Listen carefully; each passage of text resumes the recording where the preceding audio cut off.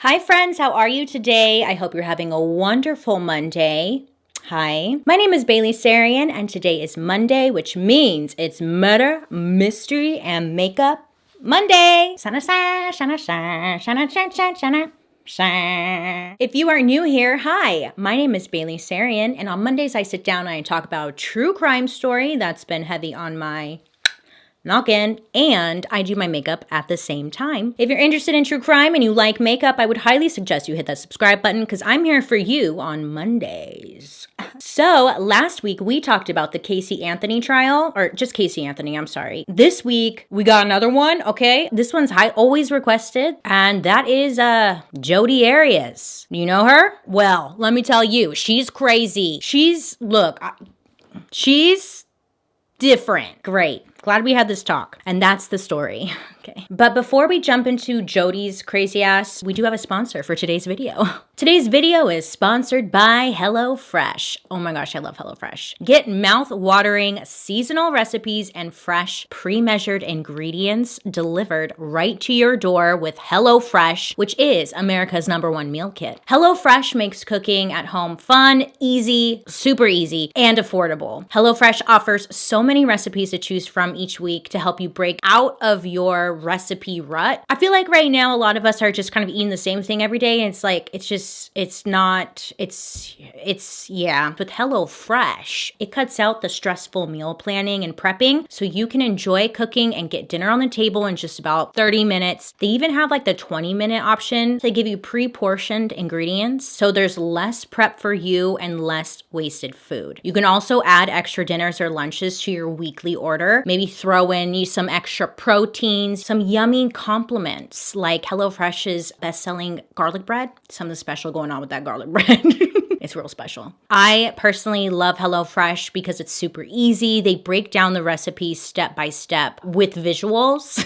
It helps, okay? Usually I start kitchen fires, but with HelloFresh, no kitchen fires. It's so easy, even I can do it, and that says a lot. Right now, you can go to HelloFresh.com and use code Sarian10 to get 10 free meals, including free shipping. I want to say a big thank you to HelloFresh for partnering with me on today's video, but most of all, a big thank you to you guys, because without you, I wouldn't be here, and that's a fact. Okay, so if you're ever curious as to what I'm using on my face, I do leave it down in the description box down below. But other than that, I will stop rambling and get into the story. So first we're going to start with Travis Alexander. So Travis was born July 29th, 1977. And growing up, Travis said that his life was pretty rough. He was one of 8 siblings and his parents were both meth addicts. They would leave the kids to pretty much fend for themselves most of the times. Travis remembered his mom sleeping for like 4 days straight, and the kids tried their best to make dinner with what was left in the kitchen, which was like nothing more than canned soup or spoiled food. So as Travis got older, he knew like his only option to saving himself was to get out of there. So he pretty much moved away to Riverside, California to live with his grandmother. Now his grandmother, she took him in. She was Mormon, and she introduced him to her faith. Now, Travis took his new faith very seriously. He went to church consistently and was dedicated to his new religion. Even as he grew up and gained his own independence, he was still very loyal. So when Travis graduated high school, that's when he went on a mission with his church, which is kind of like a rite of passage. After that, he then moved to Mesa, Arizona, because it was known for its Mormon faith-based community. Mesa, Arizona, it's located pretty close to Phoenix and is a good size. It's a good size city with like a warm desert climate. Not even warm, it's hot as balls out there. Don't even lie. I don't know how you guys do it out there. You guys are wild. Which honestly, that was new for me. I didn't know Mesa, Arizona was like Mormon based. So reading that, I was like, oh, good to know. I don't know why, but I didn't know that. Fun fact. So then Travis got a job with Prepaid Legal Services, which was a multi-level marketing company now known as Legal Shield. Multi-level marketing or direct selling is massive in the Mormon community. They're often called, pyramid schemes and not really known for being the most legit way to do business. So Travis is working there, and he also found a passion as a motivational speaker. So sharing sharing his story and his struggles with others who have maybe gone through the same thing as him, his rough upbringing. He beat the odds. He broke the cycle, got away from drugs as a kid. Like that's great. And he just wanted to share that story. I support that. Who wouldn't? He was also writing a book about everything that he had been through called Raising Me, and also worked on a blog where he was sharing his story, his thoughts, all that stuff. Now, at the age of 29, Travis was pretty successful. He was good looking. He had a lot of friends. He loved making people laugh and was known to be quite a flirt. With his work success, he was able to buy his own home, and he also rented out 2 rooms to his friends, and also had a little black pug named Napoleon. Yeah, I mean, things just seem to be going really well for Travis. Now, we are going to talk a little bit about Jodi, who is the other player in this story. The killer, let's just say it, because she is. Now, Jodi. So Jodi was born July 9th, 1980 in Salinas, California. Now, she was the oldest of 3, and there's really not much said about her upbringing. It seemed somewhat normal. In middle school, her parents discovered that she was attempting to grow weed in some Tupperware, and she was storing it on their roof. Her parents come across this. They find it, right? So her parents then are like, okay, we're going to search your room because we need to see what else you got. You got the devil's lettuce?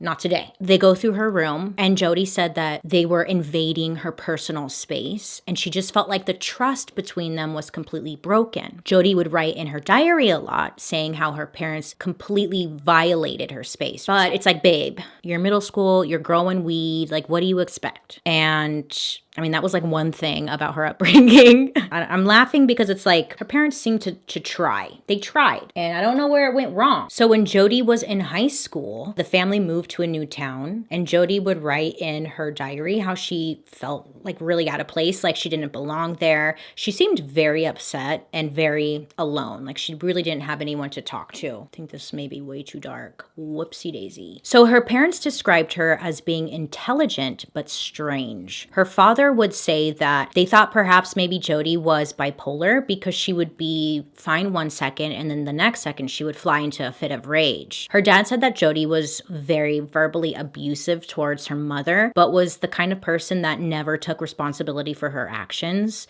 There seemed to be like some kind of tension going on between Jodi and her parents. She was hard to understand, but they seemed like they tried their best to raise her. So in high school, this is when Jodi was introduced to photography, and she found just a new love. She enjoyed taking photos and would take them at any chance she could. Now in 2004, she moved down to Palm Desert, California with a boyfriend that she had been seeing at the time. The couple, they had moved into a home together, and Jodi was still doing photography, but she also got a job working as a saleswoman for a place called Legal Shield, the prepaid legal service that Travis also worked for. So September 2006, Legal Shield was holding a work conference in Las Vegas where they had a bunch of their employees come out, travel expenses covered. Great. Go to Vegas, all paid? You don't gotta tell me twice. So at this like convention, they would meet different team members. They would attend different speaking events, get motivated to sell, you know. So on one of the nights, there were a group of people meeting up to have dinner at the Rainforest Cafe. Bougie. A group of people, including Jodi, were there. They're like standing outside, kind of waiting to be called in to be seated. So then Travis walks up to the group and introduces himself, and he goes up to Jodi and he's like, "Hi, I'm Travis." And everyone who was around them said that there was an instant connection between Jodi and Travis. They just really hit it off. So the whole dinner, the two, they talked and they got to know one another. Travis seemed smitten. Friends and coworkers were excited because Travis had been single for a long time, and everybody was just really rooting for him to find the one that he was going to marry. So when they saw Jodi and Travis chatting it up, everyone was like, oh yeah, like she's the one. This is so great. I'm so happy for him. I just need a little bit more concealer. Anyway, so that night, Jodi and Travis, they stayed up until 4 a.m. just talking about life, religion, and everything. So the next day, Travis was telling coworkers and friends that he wanted to spend the rest of his life with her and that Jodi was just perfect. The only downside was that she wasn't Mormon. He couldn't be with her unless she became Mormon. So once the work convention was over, Jodi and Travis, they exchanged phone numbers, but they both had to go their separate ways. Travis went back to Mesa, Arizona, and Jodi went back to Palm Desert. They did keep in contact, pretty much forming a long distance relationship. So remember how I said that Jodi was in a relationship? Yeah, she was. So she goes back home to her boyfriend. She ends up breaking it off with the guy. She knew it wasn't going anywhere. She wanted to get married. She wanted to have a family one day, and her current boyfriend was already married once before, and he did not want to do that again. So they broke up. Jodi and Travis still kept in touch, and Travis thought that maybe he can introduce the Mormon religion to Jodi. So he gave her the Book of Mormon, and he invited her to church a couple of times. He had Mormon missionaries go out to her home, knock on the door. They're like, hey, do you know where you're going when you die?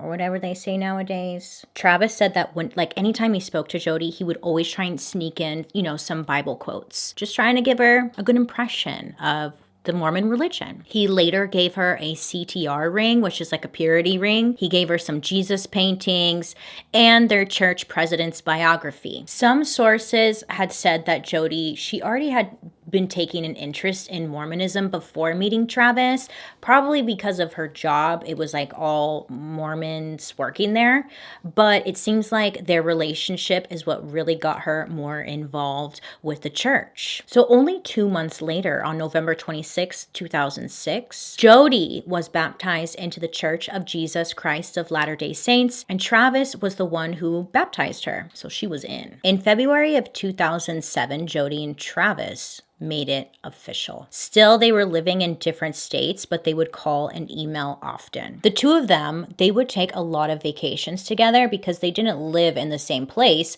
So it just became easier to meet at a location, spend some time together. Jodi would bring her camera and they would take a bunch of pictures. They bought this book that was 1,000 places you have to see before you die. And they were going through that list and just traveling together. So over the course of their relationship, they exchanged 82,000 emails and they sexted often. The couple had some hot, steamy sex, and Travis would refer to Jodi as his kryptonite. Now, in the Mormon faith, having sexual relations is a big nay-nay.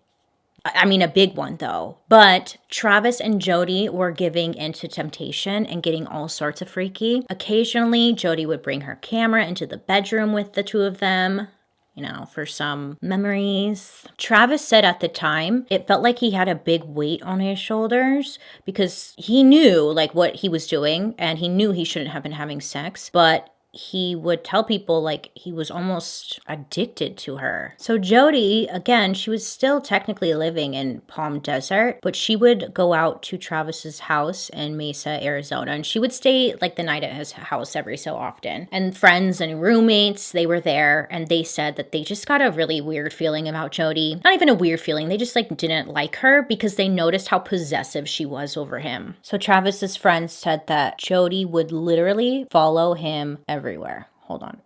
There we go. Jodi would follow him everywhere. Rarely was he seen alone if she was around. Travis would get up and go to the bathroom. Well, guess what? Jodi was going to the bathroom too. She would follow him, and then she would wait outside the door. She would wait for him. Travis would be on his phone, and Jodi would be like, who are you talking to? What are you talking about? She would check his phone. She would check his emails. She would hack his MySpace.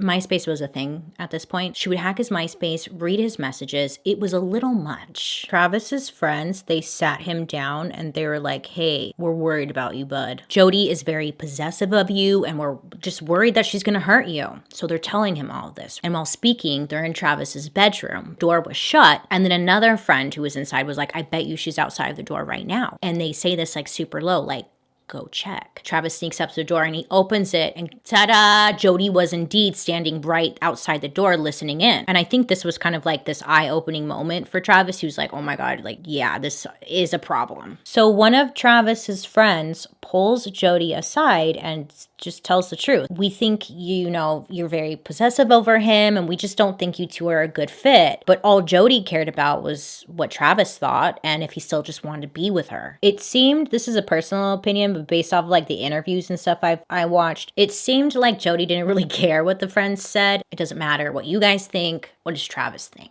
So Jodi went back home and Travis told Jodi, look, it's over. Okay, it's just better if we're apart. Please don't contact me any longer. This did not stop Jodi. Okay, sure did not. At some point, look, real talk, at some point Jodi and Travis do break up over the phone. Jodi catches Travis kind of flirting with somebody else and she breaks up with him. And then he goes crawling back to her, begging for her to take him back. And he even proposes to her and she turns him down. And then they get back together. And then I think this happened. I couldn't exactly figure out where that took place. Was it after this or was it before this? So they break up. At least Travis thinks they broke up. That didn't stop Jodi though. She would write emails to Travis telling him that she had a stalker and that someone was following her and watching her through the windows. She said that this stalker was telling her that she should be with him, the stalker, and not with Travis because he was in a different state and he didn't deserve her. So Jodi's telling Travis this in an email that she's scared and whatnot. So Travis is a little worried about Jodi and he tells his friends like, oh my gosh, I'm scared for her. She needs help. And then the friends kind of kick some common sense into him. They're like, no, Jodi obviously wrote this email herself because she wants you to invite her to live with you. Now, this was never proven, but based off of Jodi and what she does, I believe this is probably true. She just wanted attention from Travis. She was trying to get him to invite her over to his house. Anything she could. So Jodi couldn't afford her house anymore and she had to sell it. Now she said that Travis begged her to move to Mesa to be closer to him, but the reality was she moved about 10 minutes away from Travis and didn't even tell him. No, she moved 10 minutes away from him, didn't tell him. Jodi, no. Jodi didn't talk to her family much. She didn't really have much of a relationship with them, but she would talk to them every so often. And she told them that she was moving to Mesa because she was planning on marrying Travis. And that's really all they knew. They never met Travis, never saw him, rarely saw her. And they were just kind of like, okay, she's getting married apparently. So after moving to Mesa, she went to go surprise him, let Travis know that she moved in, just down the street. So she goes over there to his house and she discovers that he's with another girl on what seemed to be a date. She was upset. You're probably wondering how she saw like another girl there and stuff. Well, you best believe Jodi's looking through the windows like just a full-blown creep. She would keep showing up to his house unannounced. She knew the lock codes. Beep, bop, boop, boop, boop. Get right in, okay? She would even break into his house through his doggy door. Yeah, she was not welcome. And this is what she was showing. So Travis said that, he would stand his ground, be very upset with Jodi, telling her to leave or to get out. And then other times he would give in and he would have her stay over for some sexual lovin'. She knew that he would give in to her, so she kept doing it. Nobody was holding her accountable for her stupid, dumb actions that were also illegal. Jodi told Travis that she didn't have a job yet and she had no money. So Travis gave her a job cleaning his house and gave her a sexy maid outfit to wear while she's doing it. Travis was trying to move on. He found this girl through his church named Lisa that he was trying to date, or at least showing a lot of interest in. Jodi was keeping tabs on this new relationship by hacking Travis's social accounts and emails, seeing the messages that the two were sharing. Jodi didn't like this, somebody coming up trying to take her man. So she decided, I'm going to start harassing Lisa. And she would do so by knocking on her house windows and doors late at night. scaring her, obviously. That was Jodi. So one night, Lisa and Travis, they're, at Travis's house watching a movie together when Travis's dog starts barking, letting them know somebody's outside. So Travis, he gets up and he's like, I'm going to go investigate. So he does so. He's looking around outside. Who pops up? It's Jodi. Jodi was outside the house. She was peeking through some windows. She tells him that she was there watching them sleep. He tells her to leave, and she does. But the next morning, Lisa got an email from someone unknown calling her a shameful whore and chastised her in the name of God. Again, there was no proof that it was Jodi, but if you use common sense and put two and two together, maybe you can connect the dots here.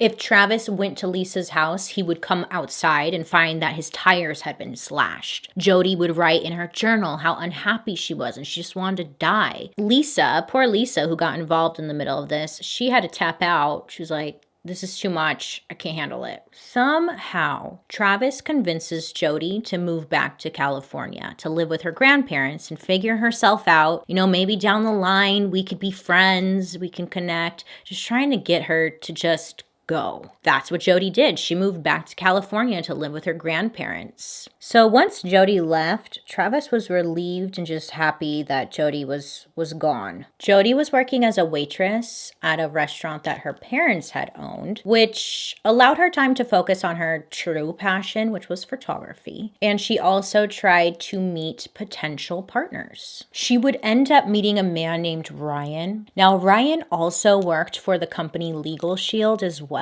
She just thought, that he was extremely good looking. He was also Mormon. He seemed very successful, but he lived in Utah. The two of them, though, they would chat and keep in touch through MySpace, I'm pretty sure. Not 100% sure there, but I'm pretty sure it was MySpace. But I do know that they were speaking and they were planning on meeting sometime soon. Travis, luckily, had moved on, and in February of 2008, he met a woman at the LSD singles night. Whoa.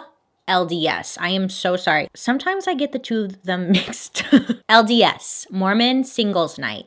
They have singles night? How fun. But he met this woman named Mimi. Now, she was perfect at everything that he was looking for in a future wife. But she saw Travis as more of just a friend and not really someone that she was interested in dating. Travis, though, he was interested. Lo and behold, Jodi starts reaching out to Travis again, calling him on his phone, leaving voicemails, talking to him whenever she got the chance.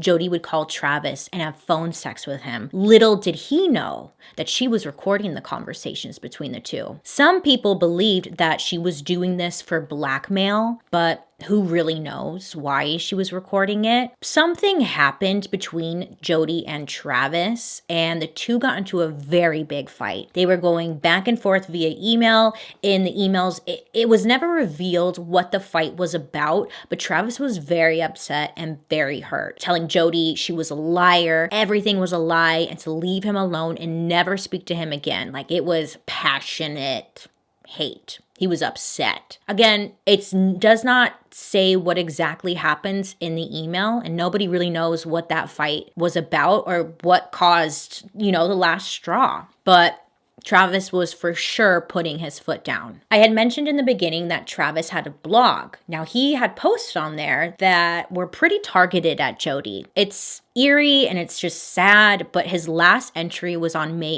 18th. It's still up, and it was titled, Why I Want to Marry a Gold Digger. In this blog post, it's just about him adjusting his priorities in life and how he would only be dating to marry from now on. He described dating like a job interview and said it's like, quote, desperately trying to find out if my date has an axe murderer penned up inside of her.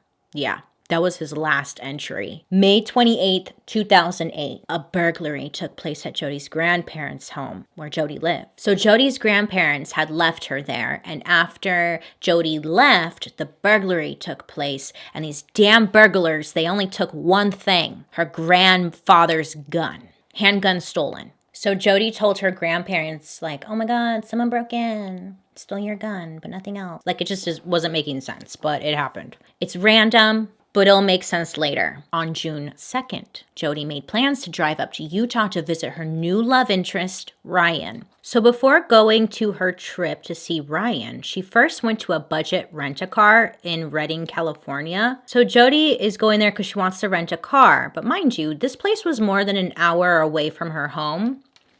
Premeditated suspicion. So she goes to rent a car and they bring out a red car. And she tells them, no, I don't want a red car. She felt like it would attract attention. So they gave her a white one instead. And off Jodi went. Well, she was supposed to be driving to Utah. Her phone was turned off. She said it died, but then it was turned back on many hours later. Jodi was supposed to get to Utah on June 4th, but she didn't arrive until June 5th. Jodi called and emailed and texted Travis throughout her trip. She even left a voicemail on the night of the murder, rambling about making plans and how she was on her way to Utah and had accidentally driven 100 miles the wrong way. So when Jodi returned the rental car, the floor mats were missing, and she mentioned that there was a Kool-Aid stain in her car. And that got me thinking, I wonder how many times like people who work at rental car places, this is just a side note, how many times they see Kool-Aid stains. During this time, Travis was back in Mesa, Arizona, getting excited because he was going on another work trip, but this time to Cancun, Mexico. So Travis was working out, trying to get in shape because, he's going to be in a bathing suit and stuff. But he also invited Mimi, the woman that he was interested in. He thought maybe he could take her on this trip to Cancun, just as friends. He could show her around, show her a different side of himself, and hopefully she would fall for him.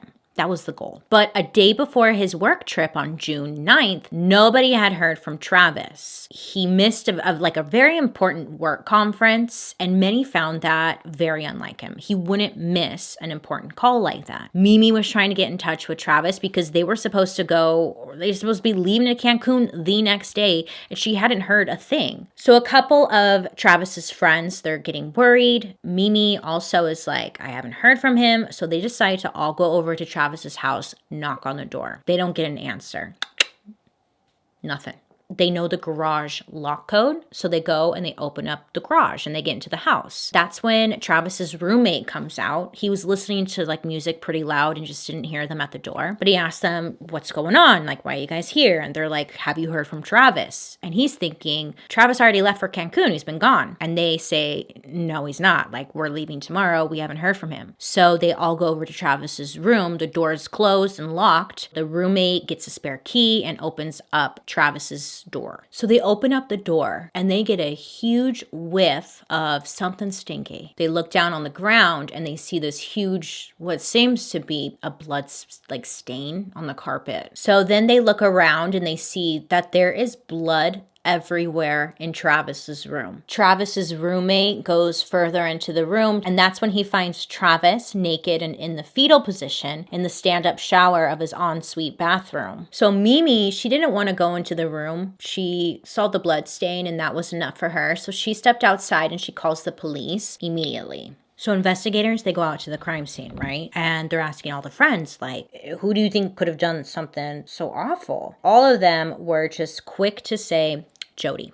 Jodi Arias, look into her. Stalker ex-girlfriend. She did it. Inside Travis's room, investigators were looking for DNA, fingerprints, hair, anything that could get to the bottom of this horrible crime. Now, based off of the crime scene, detectives knew that this was a personal attack. They saw that Travis, he must have really fought hard and fought back, and it was just an all-around gruesome scene with blood smears down the hallway, on the walls, bathroom covered. It was bad. So Travis, he was stabbed a total of 27 times. 27 times. His throat was cut. I feel like this is inappropriate while I'm doing my mascara. His throat was cut going from ear to ear, and he was also shot in the head. It was determined that Travis Alexander was murdered on June 4th, 2008. While Travis's friends all knew that it was Jodi, they didn't technically have proof yet. So they had to carry on and planned a funeral for Travis with all of his friends and family. And somehow, Jodi got word where it was when it was taking place. And this ballsy ass woman went to the funeral. She went to the That's a special kind of fucked up. Jodi, no. Someone needs to tell her no once in a while. So around this time, Jodi had called the station herself, asking to speak with detectives about the case. Now she calls them, right? She's like, hey, I just want to talk about the case. And then they're like, okay, someone will get in touch with you. So she was a little irritated because her call wasn't being returned. So she calls again. She's like, hello, yeah, I have some information that you might want. Finally, she gets through and she speaks to somebody. She tells this person, the detective, that she no longer lived there in Mesa, Arizona, and she moved to Northern California, but wanted to be of any assistance she could be. She told the detective the last time they spoke was on Tuesday. She ended up having a 41-minute conversation with the detective about everything and also just nothing. One thing stood out to the detective was the fact that Jodi was telling him that Travis had been getting fit for his trip to Cancun, so there was just no way that someone like her could overpower him, and most likely it was two people who took him down. This is what she told the detective. So the detective's thinking, that's kind of like a weird comment to make, but okay. So at the crime scene, there was a bloody handprint left on the wall. The blood was taken in it in hopes for a DNA or a fingerprint match. Also, while searching around the crime scene, investigators came across a small spot of blood on the washing machine. So they look at the washing machine okay, and they lift up the lid. There was bed sheets, but most of all, there was a camera. A black camera was left in the washing machine. It had gone through the wash cycle with bleach, but the camera was taken in hopes to find some kind of information. The camera's memory card had been erased, and the person who deleted them took 5 steps to delete these pictures, just proving that no accidents were made. If you have to take 5 steps, you know what you are doing. Do you get what I'm saying? That's what they're thinking.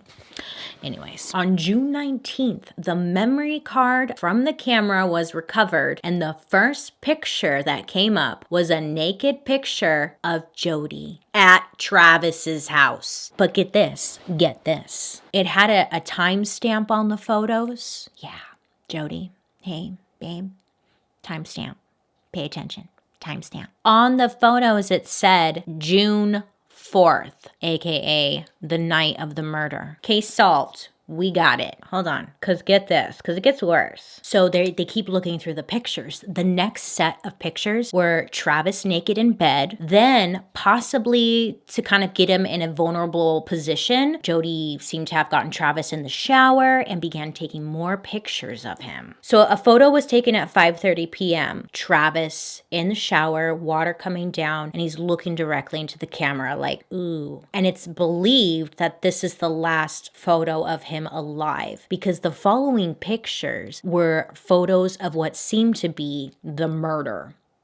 Yeah. The camera kept snapping, catching Travis on the ground, blood coming from his head, with someone's leg in the picture. You see, what looked like happened, she took a picture of him in the shower, and then the next couple shots are the camera falling, it maybe got knocked out of her hand. It ends up on the ground, and it's just taking pictures. So you can't technically see Jodi killing Travis, but the timestamps, it's all lining up. It seemed that while Travis was in the shower, Jodi began her attack. He tried to get away when she cut his neck, dragged him back into the bathroom where she shot him in the head, and then put him in the shower and rinsed off his body. She then deleted the pictures, so she thought, and then took all the bedding and the camera and then put them in the washer. Now, it's believed that Jodi just simply forgot to grab the camera and she didn't mean to wash it. Something that wasn't recovered from the camera was a sex tape that they had also made.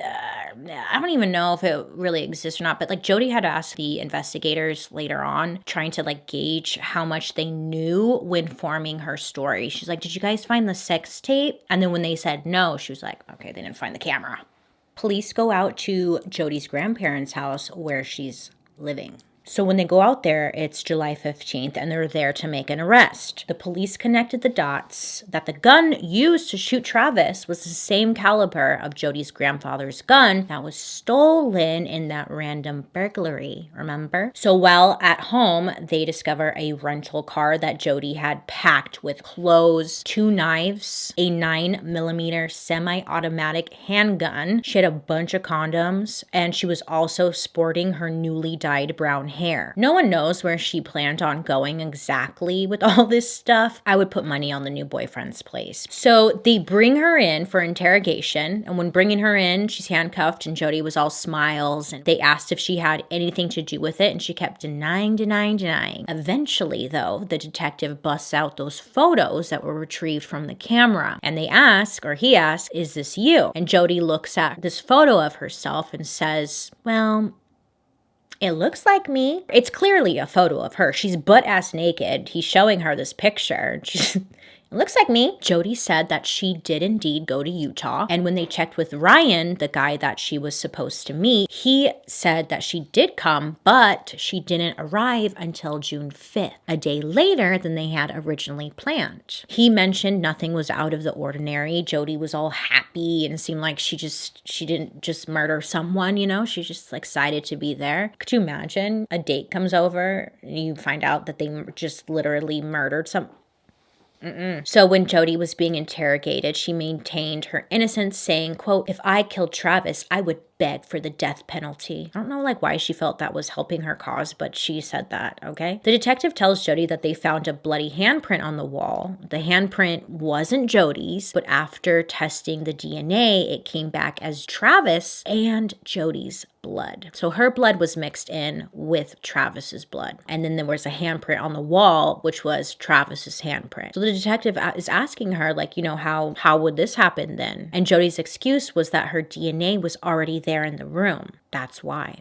So finally, he tells Jodi, look, it's game over. You are the one in the photos and your DNA is in the bedroom. All signs point to you. Jodi's first question or response to that was to ask if she could clean up before she was booked. She wanted to put on some makeup before taking her booking photo. While waiting in the interrogation room, some of you may remember this, that's when Jodi was doing handstands. She's alone. She's doing handstands in the room. She's singing songs and talking to herself. It's very unusual for someone being booked for murder. But Jodi said that, she was in the room for hours upon hours. She was bored. She's innocent. She didn't kill anyone. So why can't she do handstands and sing songs? She's like, you guys are being so mean to me. I don't know about you guys, but I've never been in a meeting somewhere serious and thinking to myself, God, I wish I could do a handstand right now. She's just strange, this one. Jodi ends up getting booked. They don't allow her to put on makeup, thank God, because that would just be another thing that she gets, right? No makeup, takes her booking photo, sits in jail. The next day, she comes back and she has a brand new story. This time, Jodi wanted to tell the truth. She said that she was at Travis's house when two people, this is according to her, she said two people dressed as ninjas in all black and ski masks came busting into the door at night. She said that these people were trying to assassinate Travis. She wasn't sure why, but she knew that they were after Travis.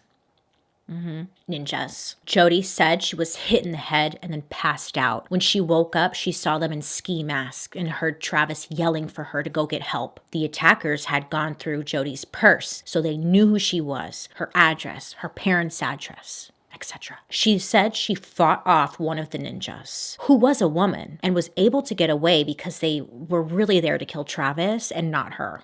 Okay. So she gets away, she said. So the detective's asking, okay, well, why didn't you call 911 then? And she said, because my phone was dead. She didn't want to call 911 in general because these ninjas or whoever these people were, they knew where she lived and where her family were. And she was afraid that they would kill her. So that was her news story.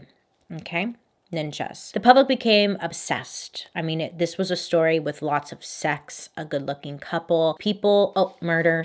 People were heavily interested in this. When her trial began, there were many people trying to get into the courtroom and many people just waiting outside until it was over. So when Jodi showed up for trial, she now had her natural hair. She was dressed in all frumpy clothes and she had glasses on. Many thought that this was a plan to come off as innocent, like she couldn't hurt a fly. And honestly, she looked like that. Like she looked like a little librarian. No offense, librarians. But like the old school librarian with the glasses and she had the crunchy bangs. Remember? New librarians are cool. I don't want librarians upset with me. I love the library. Many believe that that was all fake. Jodi said it's not fake. She didn't have access to hair dye anymore. Her eyes went to shit once she got locked up, and she couldn't help it that she looked like that. It's so frustrating because if you watch interviews with her, you want to believe her. And I don't know what that is. It's creepy because you're like, oh, she has a point. I think it's the fact that she talks so like calm voice and very innocent like, and you just, I don't know. During the court trial, they put together the whole story, what they think happened based off of the evidence they found. This is what they think happened. When Jodi went to take her trip to Utah, she filled up 2 gas cans for her trip from California to Utah. Now, this was weird because there's plenty of gas stations everywhere. They were just trying to prove that this was premeditated. She didn't want to stop for gas. She didn't want to get caught on camera somewhere. Jodi then turned off her cell phone so she couldn't have been tracked. Once she got to Travis's house, not sure what happened once she got there, but at some point he let her in. They took sexy naked photos, and then Travis gets in the shower where Jodi's taking more photos, perhaps convincing him that these are like sexy shower photos, art. Jodi asks for the final shot of him staring right into camera. Then they believe that she stabs him in the chest. He steps out of the shower, falling forwards towards the sink. They believe he was coughing based off of the blood splatter. It's believed that Jodi comes behind him, stabs him a bunch of times in the back. Travis, still alive and fighting for his life, tries to break away and heads down the hallway. And then towards the end of the hallway, he falls to the ground. And it's believed this is where Jodi cuts his neck, drags him back into the bathroom, and then she shoots him, places him back into the shower to rinse him off. Jodi cleans up. She puts the bedding and the camera in the washer and then leaves to go to Utah, turning her phone back on once she gets to the main highway and pretty far from Travis's house. She then calls Travis's phone, texts, and emails him to make it seem like they had plans to meet in the future and that she's out driving. So during trial, Jodi then takes the stand and once again changes her story. This time, though, she does the worst of the worst. She puts the blame on Travis. On the stand, Jodi's crying, saying that Travis was controlling and abusive towards her. They asked, "Did you kill Travis?" And she says, yes, but that she did it because she was protecting herself. Because Travis was Mormon and they were having sex, Jodi used this to prove that he wasn't a good person. Side note, I'm not saying that this is true. This is what was presented in court. You get it. Okay, so she's saying like, you see, he was a good Mormon man, but I have all these emails, MySpace messages, and voicemails that prove he wasn't this religious man like everyone thought he was. Everyone thought he was this good Mormon guy, but behind the scenes, we were having sex. I have all of the voicemails because she recorded a lot of them. Just trying to show like, see, nobody knew who he really was. Therefore, nobody knew that he was abusing me. There was one phone conversation she had saved where Travis told Jodi that he wanted to tie her up to a tree. And then they used this in court in hopes to prove that he was indeed like the crazy, aggressive one. Mind you, on this phone conversation, they were having like phone sex. And he's like, I want to tie you to a tree, which is like, okay, I'm not here to judge. Have your tree. Fun. Yeah, they tried to flip it, which is just, it's sickening. She said that the day of the murder, she walked into the room. Wait, let me just tell you, this is upsetting. She walked into the room the day of the murder and caught Travis pleasuring himself. And while he was pleasuring himself, he was looking at a photo. Then she said she looked closer at the photo, and she realized that it was a photo of a little boy. She said that Travis got into the shower and she was taking photos of him. Then Travis got super mad at her, dropped the camera, which led to those accidental photos of the murder. He then tried to attack her, but was able to grab a knife, stab him in the back. And then while he was down, she ran to the closet because that's where he kept his spare gun. Not spare gun, his gun. So she knew it was there. She goes and she grabs it. Jodi said that she blacked out. Okay, she blacked out. She doesn't remember shooting him, dragging him, cutting his neck. No, she doesn't remember any of that. The next thing that she remembered was driving through the desert. So Jodi's new defense was that Travis was beating her and that he was a pedophile. like the lowest of low. It's so upsetting. It's stories like this that discredit a lot of women who are being abused. I just want to punch her in the face. That was her defense. He's a pedophile now. Changing her stories just like last week. Casey Anthony flip-flopping everywhere. So during sentencing, Jodi was found guilty and the crowd inside and outside the court cheered. Well, inside the court, it was like little mumbles, but outside the court, people were just thrilled. So following is the day of sentencing. So Jodi shows up. This is another like, oh my, I can't believe she did this. During her sentencing, Jodi shows up with a t-shirt, white t-shirt, purple writing. It says survivor on it. Survivor on it. Okay. A total slap in the face to Travis's family, who's, mind you, like right behind her in the pews.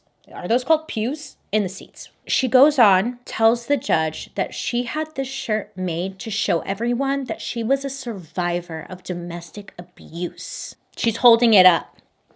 This is to prove that I am a survivor of domestic abuse and I will always remember to just stay strong. It's just so fucked up. I could not believe that. I was like, what? I don't remember. What? Oh my, I told you, she's a special kind of fucked up. Anyway, so she's like, I'm a survivor. So the jurors, they couldn't come up with a sentencing for Jodi. It ends up leading to a mistrial. Yeah. So a whole second sentencing trial went through and it ended in 2015 with another jury deadlock. In the end, though, Jodi was convicted of first-degree murder on May 8th, 2013 and was sentenced by the judge to life in prison without the possibility of parole. Now, Jodi tried to appeal and this wasn't even long ago. March 24th, 2020. Yeah, she's trying to appeal. I'm a survivor. But the court upheld Jodi's first-degree murder conviction and life prison sentence. And that, my friends, is the awful story about Jodi Arias. Now, it's so interesting. I've watched so many interviews with her and stuff. She still deny.